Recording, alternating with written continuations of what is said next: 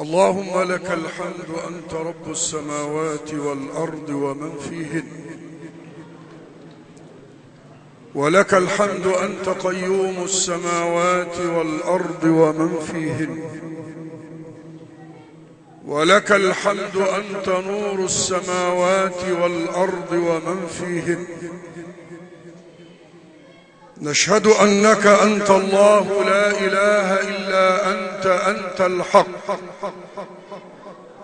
وقولك حق، ولقاؤك حق، وميعادك حق، والجنة حق والنار حق،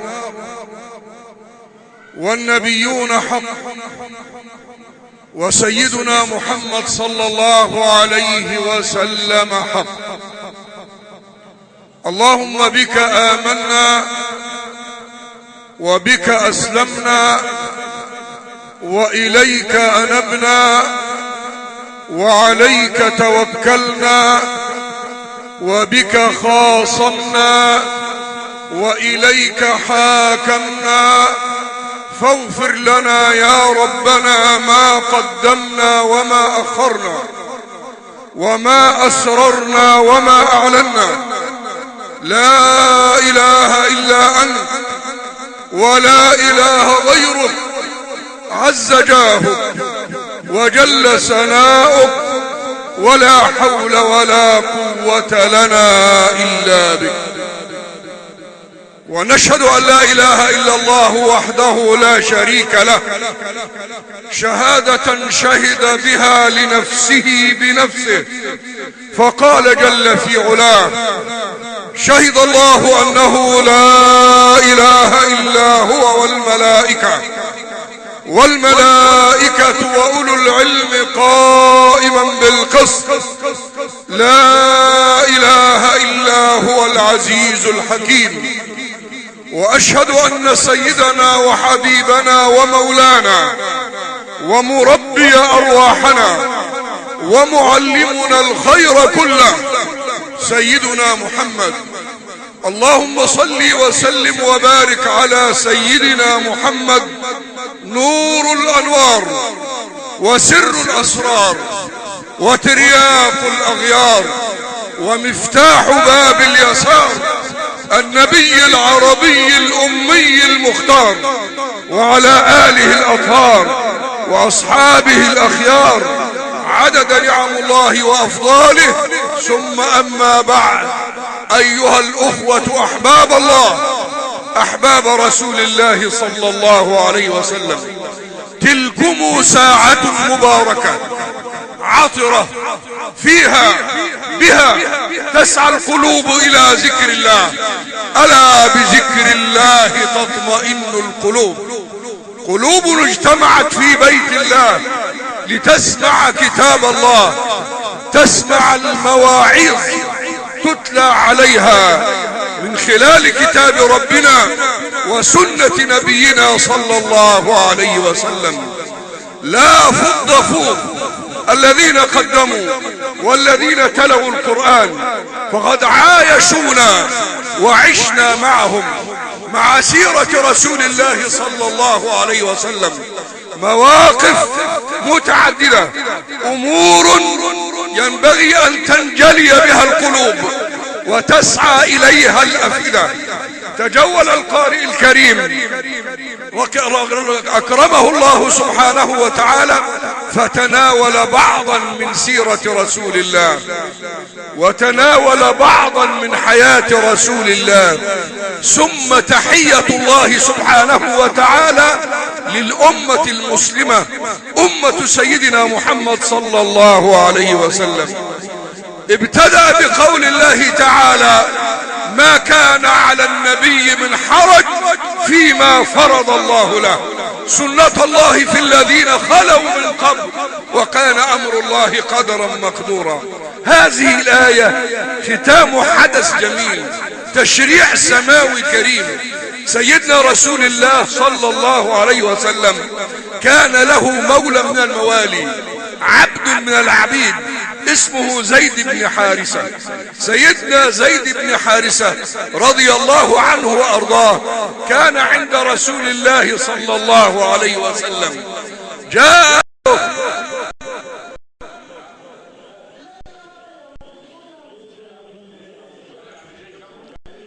سيدنا زيد بن حارثة رضي الله عنه وأرضاه كان مولا عند رسول الله صلى الله عليه وسلم.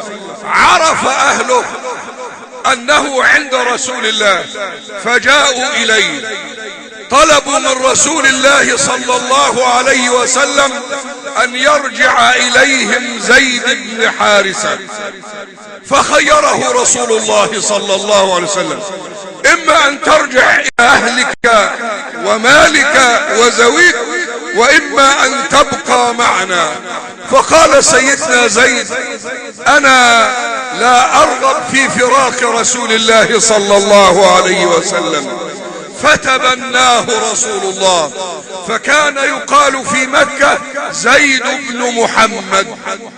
وهذا الأمر لم يكن محرما في الإسلام بعد، وظل الأمر على هذا الحال، يعرف في وسط المسلمين سيدنا زيد بن حارثة زيد بن محمد. فأحب الله سبحانه وتعالى أن يضع تشريعا سماويا خالصا يحرم فيه البنوة، يعني لا تتبنى غير ابنك ولا تعطي أحدا اسمك إلا ابنك. فماذا كان سيدنا رسول الله صلى الله عليه وسلم؟ زوج سيدنا زيد بن حارثة بنت عمته السيدة زينب بنت جحش، وكانت أجمل جميلات قريش. فقالت: أنا أرضى بما اختاره الله واختاره رسول الله صلى الله عليه وسلم. وظلت زوجة عند زيد بن حارثة فترة طويلة حتى حدث الشقاق بين سيدنا زيد بن حارثة وبين زوجته. ولما حدث هذا الشقاق تم الطلاق، فطلق سيدنا زيد السيدة زينب بنت جحش. بأمر السماء ينزل القرآن والأمر لرسول الله صلى الله عليه وسلم، يأمره أن يتزوج امرأة مولاه، يعني امرأة زوج ابن حارثة زيد بن حارثة. وكلف سيدنا زيد أن يذهب إليها ويطلب منها الزواج لرسول الله صلى الله عليه وسلم. وتم زواج السيدة زينب إلى رسول الله صلى الله عليه وسلم. فعند ذلك تم تحريم التبني.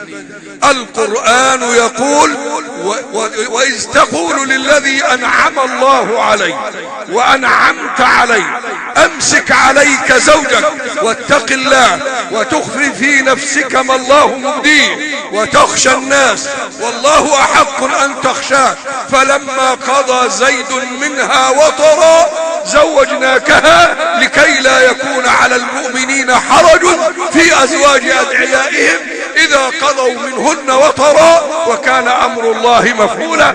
ثم تأتي الآية التي قرأها مولانا: ما كان على النبي من حرج فيما فرض الله له سنة الله في الذين خلوا من قبل وكان أمر الله قدرا مقدورا. الذين يبلغون رسالات الله ويخشونه ولا يخشون أحدا إلا الله وكفى بالله حسيبا.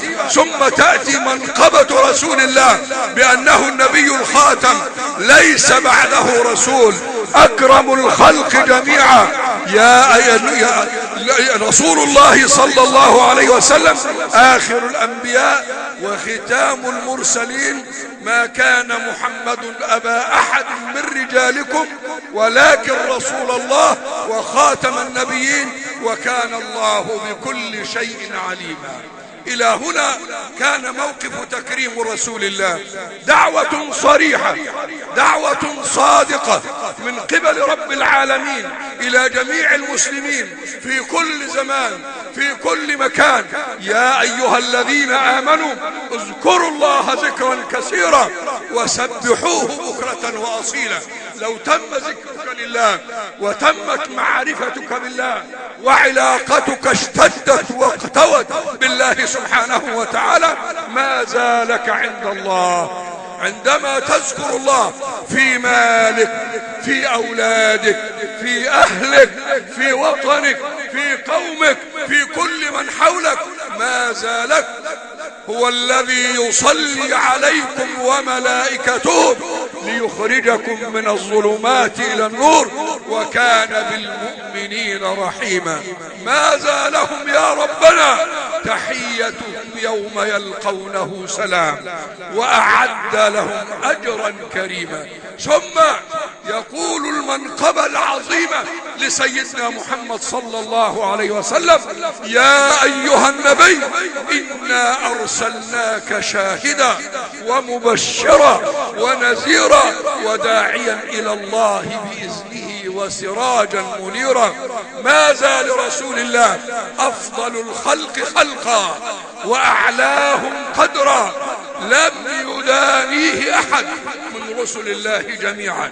أكرم الناس بعد رسول الله سيدنا إبراهيم الخليل. الخليل خليل الله ومحمد حبيب الله.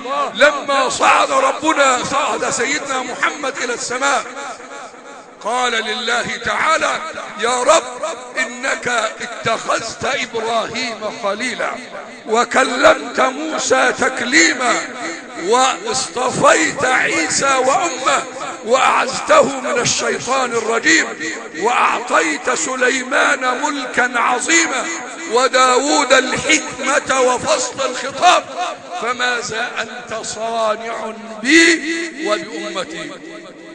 فقال ربنا: يا محمد جعلتك حبيبا، وفي التوراة محمد حبيب الرحمن. يا محمد جعلتك أول الناس خلقا وآخرهم بعثا، وجعلت بيدك لواء الحمد ولواء الشفاعة، وأعطيتك خواتم سورة البقرة من كنز تحت العرش. عطاء ربنا لرسول الله يقول فيه ربنا: هذا عطاؤنا فامنن أو أمسك بخير حساب. فيا أمة الإسلام الذين ارتضيتم بالله ربا وبالإسلام دينا وبسيدنا محمد صلى الله عليه وسلم نبيا ورسولا، هاكم كتاب الله، هاكم سنة رسول الله، ليست موجودة عند النصارى ولا عند اليهود، وإنما كتاب واضح ناصع موجود قيم محفوظ بعناية الله. إنا نحن نزلنا الذكر وإنا له لحافظون. فلما التفريط ولما نشد ولما نشقق؟ هذا ليس من الإسلام في شيء.